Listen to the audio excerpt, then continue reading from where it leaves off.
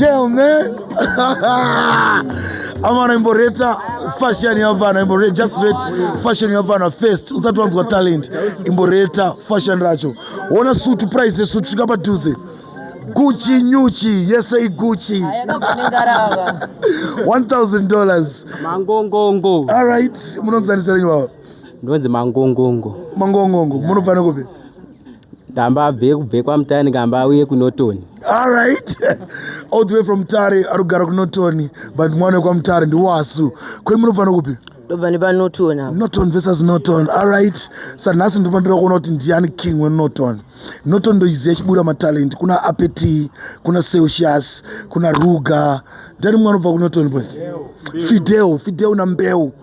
I think Ferdinand is doing Norton foot. Saka Norton in the talent. So I think nasi tishapuwa good entertainment. And then 4-4. So tinongo ita as usual wafana. So tuye mari jinji. Chinzwa second cut. Bashiri ya butanda ndidid mas mapundu akujambisa danzi njit. Soja maregere mukuru wende ndindati ngwambi ndipe biti mnandi second cut. Inde nyango mazatema nyamjabuna. Maze nyakwidi gura tanziri tispina. Magwe nyabunza atisi kana spina.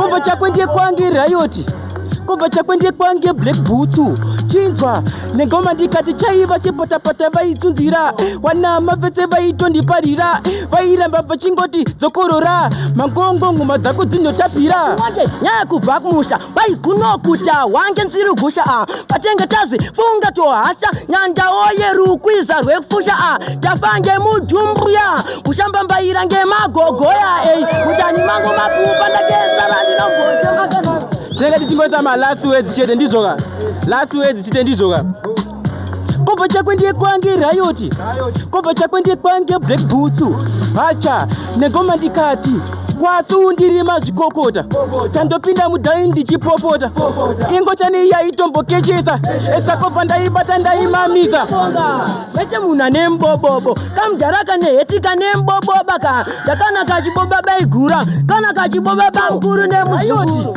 uyu mufana undizato musoro unenge gomba kunge poto musoro unenge dombo remunamato kubva anhasi vakudzikizito baini nachipas promotion ndofunga mundiziva ndiri munyowani ndapinda ndichitosora dhanzi semaonion ndakapinda nenhamo yemani kumva chakwendie kwange rayoti kumva chakwendie kwange black boots ndatimbomhoresa ndizvoka wacha negoma ndikati moroi amusharukwa makashata unge nhunzi yakarukwa muroma muome